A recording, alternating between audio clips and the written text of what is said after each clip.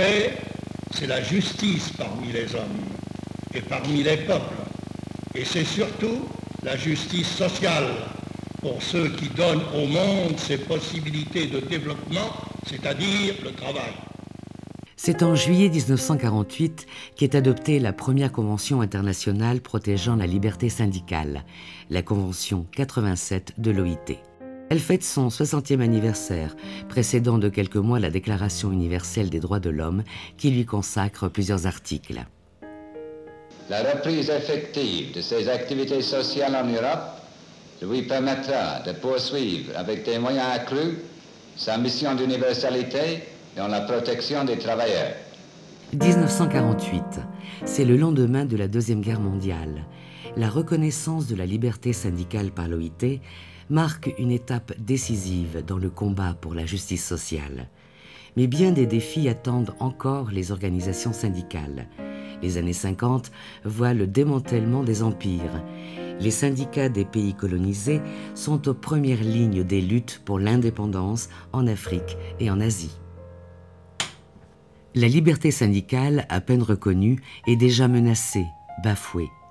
Les premières plaintes arrivent à l'OIT. Elles concernent la répression des mouvements de libération. Les puissances coloniales, la France, la Grande-Bretagne, sont épinglées par le Comité de la liberté syndicale de l'OIT, créé en 1951. Le mouvement syndical, quant à lui, sortira grandi des luttes d'indépendance, mais des vies auront été données.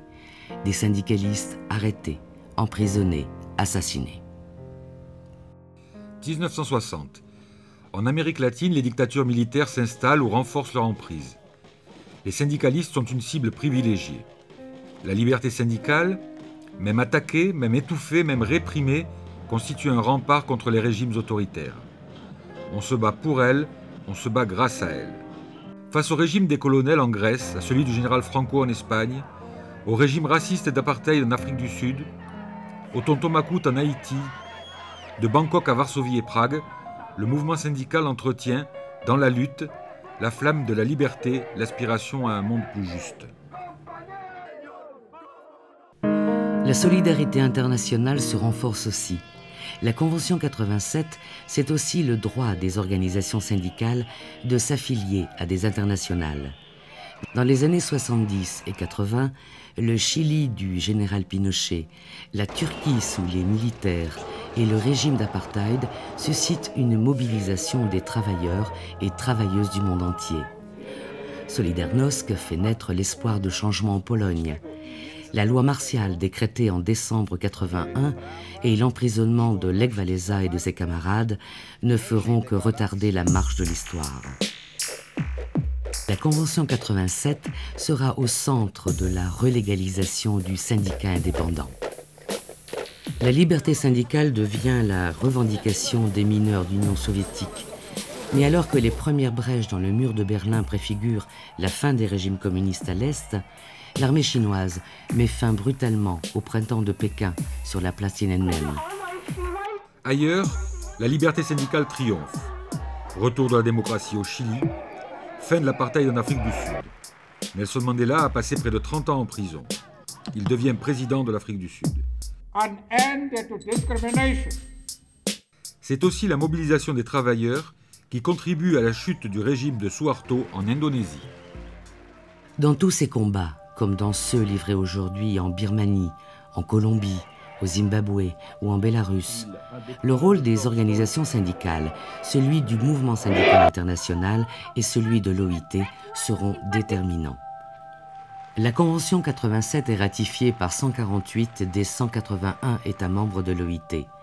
Mais les 33 pays n'ayant pas ratifié la Convention représentent près de la moitié de la population mondiale. Le mouvement syndical doit donc rester mobilisé pour faire progresser les ratifications. Heureusement, les mécanismes de contrôle de la liberté syndicale par l'OIT s'appliquent à l'ensemble des pays membres. Ils ont permis à des milliers de syndicalistes de sortir de prison. Depuis 1951, plus de 2500 plaintes ont été examinées par le Comité de la liberté syndicale. They reported that there is 480 million people less than the income of $1 a day. Au-delà d'un droit fondamental, Reconnue comme telle dans la Déclaration relative aux principes et droits fondamentaux au travail de 1998, la liberté syndicale est aussi vecteur de progrès social. Là où le syndicalisme est reconnu, là où il négocie librement, les inégalités sociales reculent. Dans les entreprises où il est présent, il n'y a pas de place pour le travail des enfants. La maternité des travailleuses est protégée, des systèmes de protection sociale se mettent en place. Journée de 8 heures, repos hebdomadaire, congés payés, sécurité sociale, égalité de traitement, intégration des travailleurs handicapés. Autant de conquêtes qui sont des jalons vers le travail décent. Mais la liberté syndicale a aussi des bénéfices économiques. Les syndicats ne sont pas seulement importants pour les travailleurs qu'ils représentent. Ils sont une voix essentielle, à côté de celle des employeurs et des gouvernements, pour la démocratie, pour la justice sociale, le développement et pour la paix sociale. Le rapport global publié cette année par l'OIT sur la liberté syndicale le rappelle. Le respect de la liberté syndicale et du droit de négociation collective a un impact positif sur la compétitivité et la performance économique. Ces droits sont indispensables pour promouvoir la démocratie, une bonne gouvernance du marché du travail et des conditions de travail décentes. Alors que 6 000 personnes meurent encore chaque jour d'accidents du travail ou de maladies liées au travail, on ne peut pas ignorer que là où existe une présence syndicale et un dialogue social, le nombre d'accidents est divisé par 2. À Bhopal, en 1984, les syndicats avaient prévenu de l'imminence d'une catastrophe. Elle aurait pu être évitée. Aujourd'hui, c'est encore dans un climat hostile que bien des syndicalistes doivent évoluer. Licenciements de militants, mutations arbitraires, menaces de délocalisation, refus d'embauche sont leur lot quotidien quand ils ne sont pas victimes de menaces, d'emprisonnement ou d'assassinat.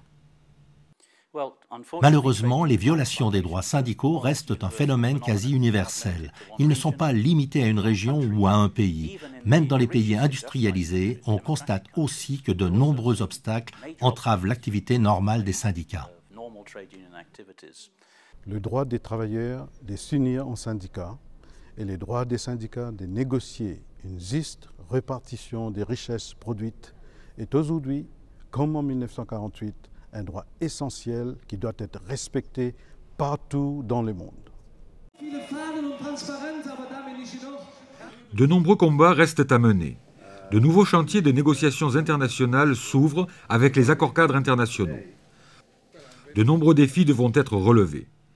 Une chose est sûre, sans liberté syndicale, il n'y aura ni paix, ni justice sociale, ni travail décent. Dans le contexte d'une libéralisation économique qui n'a toujours pas su concilier la croissance et le progrès social, la liberté syndicale constitue la meilleure réponse pour une mondialisation équitable.